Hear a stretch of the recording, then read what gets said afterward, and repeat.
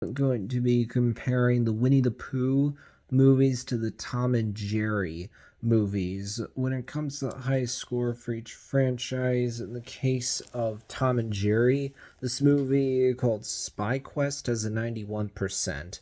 But when you look at Winnie the Pooh, the 1977 Winnie the Pooh movie has a 100%.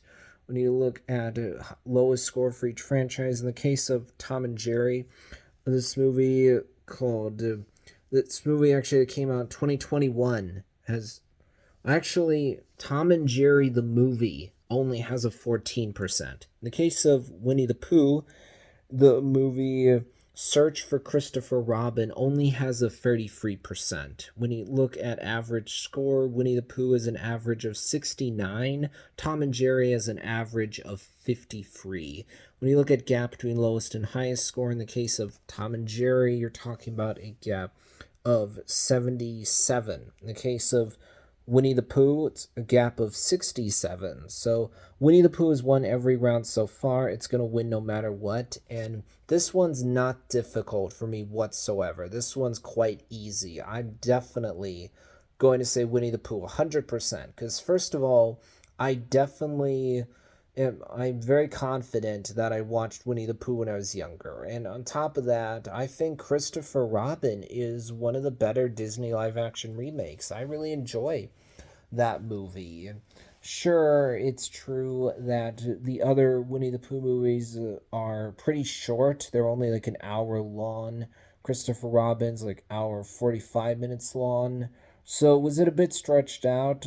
Sure, you could definitely say that, but I still had a good time with the movie. I still found it to be quite entertaining. I like the journey for the character of Christopher Robin. First of all, I think Ewan McGregor did a good job with the performance, but on top of that, I like how this character starts off as this guy who's now become an adult, who's lost that sense of childhood wonder and innocence, who his family sees as this just strict, stern guy that doesn't know at all how to have fun. We can see it at first. The problem really is that for him, it's all work, no pleasure, all business, no fun. So his wife and daughter are clearly frustrated by him, especially his daughter just sees this cold, stern, reserved guy who never really indicates that he's actually proud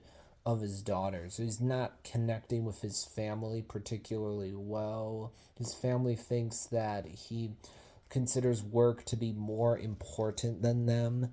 But then Christopher starts to have adventures with Winnie the Pooh along with all the other classic characters again. And thus, because of that, he actually rediscovers that sense of childhood wonder and innocence that he had forgotten as he spends time with Winnie the Pooh along with Tigger, Eeyore, Roo, all the classic characters. He learns how to actually have fun again.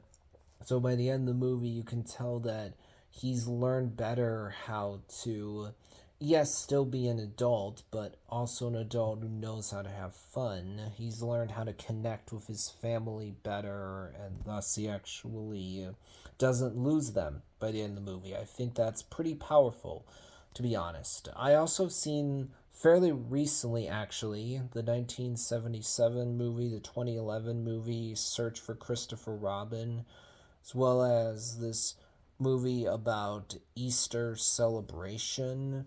I haven't seen every single Winnie the Pooh movie I'm including in this video recently, but several of them, the ones I've mentioned, I actually have watched recently, like within the past year. I distinctly remember watching them. Whereas when I look at Tom and Jerry, to be honest, yes, I know the idea of Tom and Jerry. I know it's pretty simple. It's about a cat chasing a mouse. There's all kind of shenanigans that happen. I don't remember watching any of these movies.